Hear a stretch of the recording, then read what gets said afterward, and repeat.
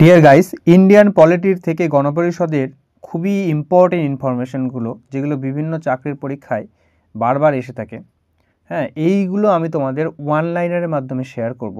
তোমরা খুব মনোযোগ দিয়ে ক্লাসটা দেখো, কারণ শেষে আমি এই যতগুলো ইনফরমেশন দেওয়া হয়েছে তার মধ্যে থেকেই কয়েকটা তোমাদের প্রশ্ন তোমাদের করার জন্য দিয়েছি কমেন্টে। তো খুব মনোযোগ দিয়ে দেখো, এগুলো কিন্তু সেই লেভেলের কিন্তু ইম্পর্টেন্ট, কিন্তু ওয়ান লাইনার হিসেবে তোমরা কিন্তু দেখে রাখো, খুবই ইম্পর্টেন্ট এগুলো কিন্তু। দেখো প্রথমে কি বলা হচ্ছে, দেখো গণপরিষদ গঠনের উদ্দেশ্যে, হ্যাঁ, 1942 সালে ক্রিপস মিশন ভারতে আসে। তাহলে প্রশ্ন হতে পারে ক্রিপস মিশন কবে ভারতে আসে? তো সালটা হয়ে যাবে 1942 সালে ক্রিপস মিশন কিন্তু ভারতে আসে। এই ক্রিপস প্রস্তাবকে গান্ধীজি কি বলেছেন? Post dated cheque on a crashing bank. তাহলে প্রশ্ন হতে পারে ক্রিপস প্রস্তাবকে post dated cheque on a crashing bank কে বলেছেন? এটা ক্র্যাশিং ব্যাংক গান্ধীজি, মহাত্মা গান্ধী কিন্তু এই কথাটা বলেছেন। নেক্সট, ভারতের সংবিধান রচনার জন্য গণপরিষদ গঠনের উদ্দেশ্যে ব্রিটেনের কি সরকার? শ্রমিক সরকার, ঠিক আছে। 1946 সালের 24শে মার্চ ক্যাবিনেট মিশন কিন্তু ভারতে প্রেরণ করে। তাহলে প্রশ্ন হতে পারে ক্যাবিনেট মিশন কবে ভারতে আসেন? 1946 সালের 24শে মার্চ হচ্ছে ভারতে ক্যাবিনেট মিশন আসে। কে প্রেরণ করে? ব্রিটেনের শ্রমিক সরকার। কেন প্রেরণ করে? গণপরিষদ গঠনের উদ্দেশ্যে। এই ক্যাবিনেট মিশনের সদস্য ছিলেন 3 জন। সেই 3 জন কে কে? এক হচ্ছেন sir Pethick Lawrence, sir Stafford Cripps এবং এবি আলেকজান্ডার। তার মধ্যে স্যার প্যাথিক লরেন্স ছিলেন প্রধান। আচ্ছা, গণপরিষদ এবার গঠনের পরে যে গণপরিষদের মোট সদস্য সংখ্যা কতজন হয়? মোট সদস্য সংখ্যা হয়, মনে রাখবে, 389 জন। মোট সদস্য সংখ্যা কত? 389। খুবই ইম্পর্টেন্ট। পরেরটা তো সেই লেভেলের ইম্পর্টেন্ট, দেখো কোশ্চেনটা। 1946 সালের 9ই ডিসেম্বর, সালটা কবে, তারিখটা কবে সেটা মনে রাখবে। 1946 সালের 9ই ডিসেম্বর দিল্লির কনস্টিটিউশন হলে, কোথায়? দিল্লির কনস্টিটিউশন হলে গণপরিষদের প্রথম অধিবেশন অনুষ্ঠিত হয়। তাহলে গণপরিষদের প্রথম অধিবেশন কোথায় অনুষ্ঠিত হয়? দিল্লির কনস্টিটিউশন হলে। কবে অনুষ্ঠিত হয়? 1946 সালের 9ই ডিসেম্বর কি হয়? গণপরিষদের প্রথম অধিবেশন অনুষ্ঠিত হয়। আবার বলো লাইনটা, বারবার বলবে, এটা খুবই খুবই ইম্পর্টেন্ট।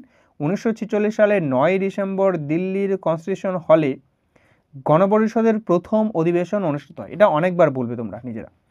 এবং এইখানে প্রথম যে অধিবেশন হলো, এইখানে বয়োজ্যেষ্ঠ হিসেবে তড়িঘড়ি করার জন্য এখানে একটা সভাপতিত্ব নির্বাচন করা হয়। কাকে? মাত্র 2 দিনের জন্য করা হয়, সেটা হচ্ছে সচ্চিদানন্দ সিংহ বা সচ্চিদানন্দ সিনহাকে করা হচ্ছে গণপরিষদের প্রথম সভাপতি এবং অস্থায়ী সভাপতি হিসেবে তাকে নির্বাচন করা হয়। দেখো পরের লাইনে দেওয়া আছে গণপরিষদের প্রথম অস্থায়ী সভাপতি কে ছিলেন? তো উত্তর হয়ে যাবে কে? সচ্চিদানন্দ সিনহা হচ্ছে সিংহ গণপরিষদের প্রথম অস্থায়ী সভাপতি। গণপরিষদের প্রথম অস্থায়ী সভাপতি হলেন সচ্চিদানন্দ সিনহা বা সিংহ। আর doctor Rajendra Prasad 11ই December, 9ই December হয়েছিল, এবার 11ই ডিসেম্বর 1946 সালেরই, হ্যাঁ, গণপরিষদের প্রথম স্থায়ী সভাপতি নির্বাচিত হন। তাহলে গণপরিষদের প্রথম স্থায়ী সভাপতি কে নির্বাচিত হন? ডক্টর রাজেন্দ্র প্রসাদ। মাথা রাখবে, ডক্টর রাজেন্দ্র প্রসাদ কিন্তু গণপরিষদের প্রথম কিন্তু স্থায়ী সভাপতি। কবে? 11 ডিসেম্বর, যেটা ওইটা ও হয়েছিল 9ই ডিসেম্বর, এটা হচ্ছে 11 ডিসেম্বর, একই সময়। এবার এবং সহসভাপতি হিসেবে নির্বাচিত হন কে?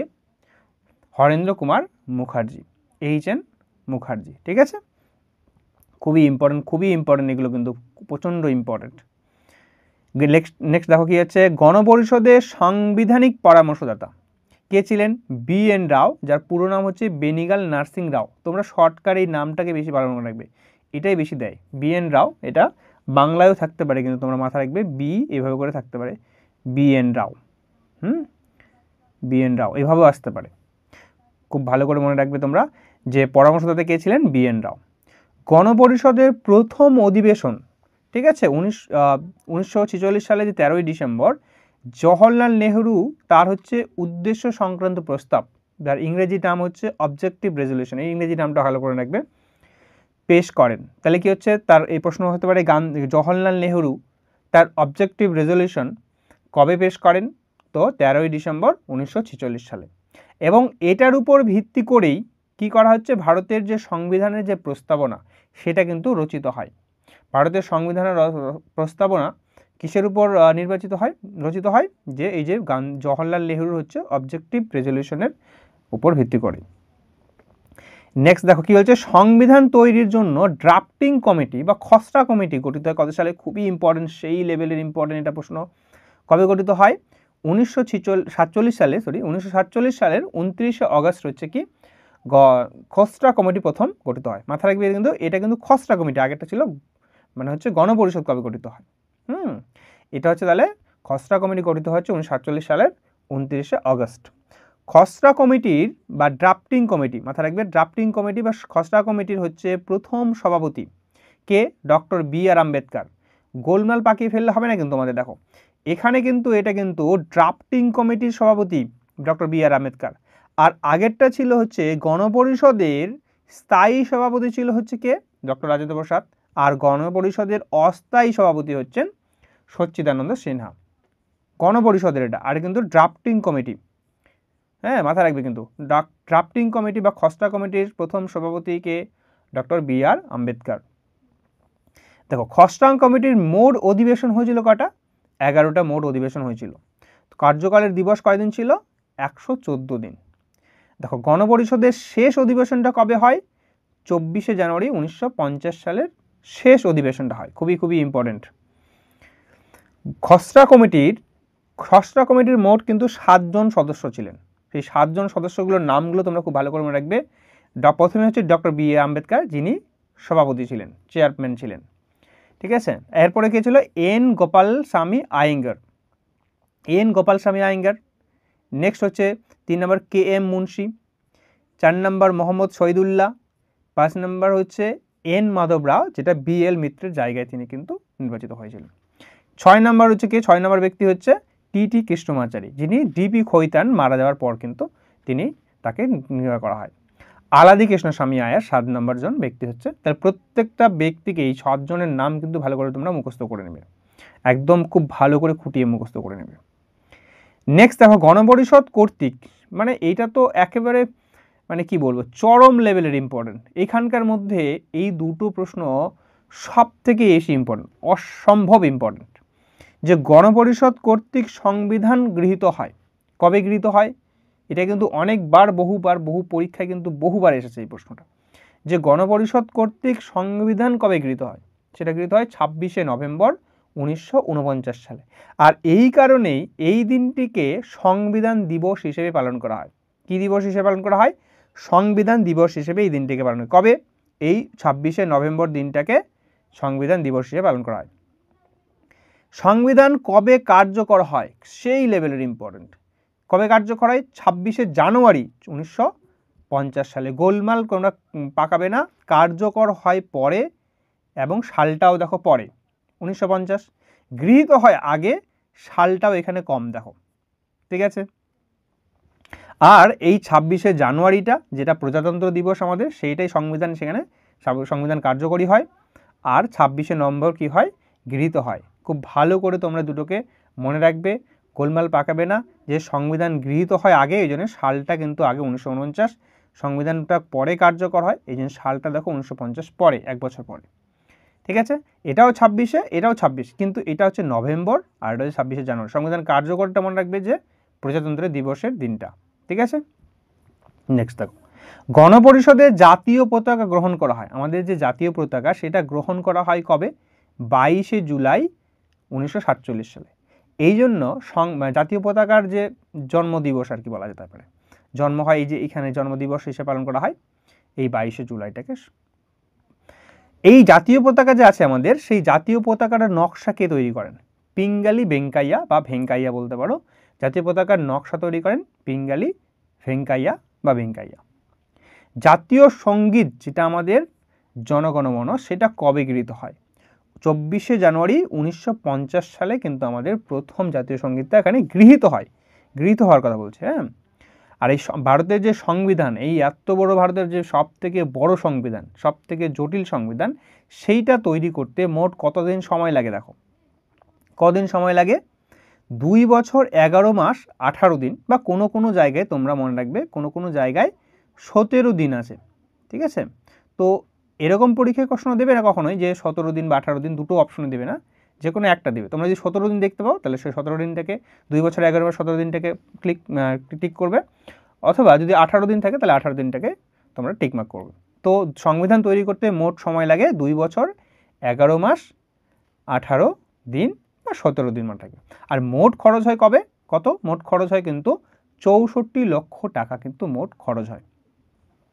বর্তমানে আমরা যে সংবিধান দেখি তাহলে সংবিধানের মোট ধারা কয়টা? 448টা ধারা। কতগুলো তপশিল রয়েছে? 12টা তপশিল রয়েছে। আর কতগুলো অংশ বা পার্ট রয়েছে? 25টা পার্ট রয়েছে। আর এর আগে করা ছিল 395টা আর্টিকেল বা ধারা ছিল, 8টা তপশিল ছিল, আর 22টা পার্ট বা অংশ ছিল কিন্তু এর আগে, ঠিক আছে, এর আগে। এখন বর্তমানে কিন্তু মাথা রাখবে 448টা ধারা, 12টি তপশিল, 25টি অংশ।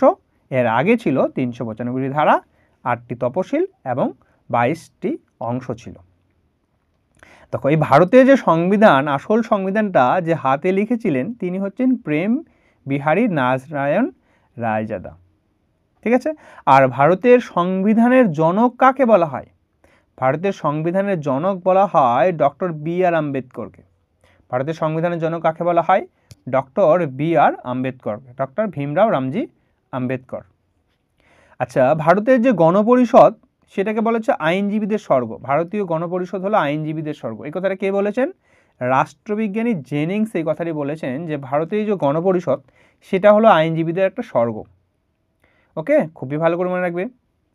আচ্ছা, 1950 সালে 24শে জানুয়ারি কি হচ্ছেন? ডক্টর রাজেন্দ্র প্রসাদ, যিনি ভারতের প্রথম রাষ্ট্রপতি হিসেবে নিযুক্ত হন।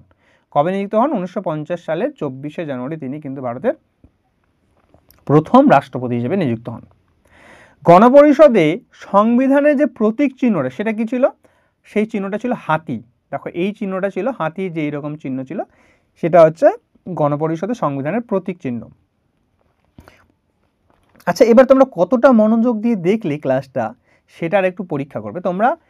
নেওয়া যাক, যেটা হচ্ছে তোমরা এই ভিডিওটার শেষে কমেন্ট বক্সে এই কয়েকটা প্রশ্নের উত্তর তোমরা দেবে। ওকে, দেখেই আমি তোমরা কতটা মনোযোগ দিয়ে দেখেছো ক্লাসটা। বলো, এই উত্তরটা কমেন্টে তোমরা দিবে। গণপরিষদ কর্তৃক সংবিধান কবে গৃহীত হয়? তোমরা কমেন্টে দিয়ে লিখবে গণপরিষদ কর্তৃক সংবিধান কবে কার্যকর হয়। 3 নম্বর কোশ্চেন, গণপরিষদের প্রথম অধিবেশন কবে এবং কোথায় অনুষ্ঠিত হয়? এই কোশ্চেনটার আনসার দেবে। নেক্সট কোশ্চেন হচ্ছে খসড়া কমিটি বা ড্রাফটিং কমিটি কবে গঠিত হয়? এই 4টা কোশ্চেনের আনসার তোমরা কমেন্ট বক্সে লিখবে, ঠিক আছে। আর ক্লাসটি যদি তোমাদের ভালো লেগে থাকে অবশ্যই লাইক করে দিও ভিডিওটাতে, আর চ্যানেলে নতুন হলে সাবস্ক্রাইব করে দিও, তার সাথে সাথে অল নোটিফিকেশন বেলটা প্রেস করে দিও, তাহলে নেক্সট ভিডিও তোমরা কিন্তু নোটিফিকেশন পেয়ে যাবে। তাহলে এই পর্যন্তই, থ্যাংক ইউ।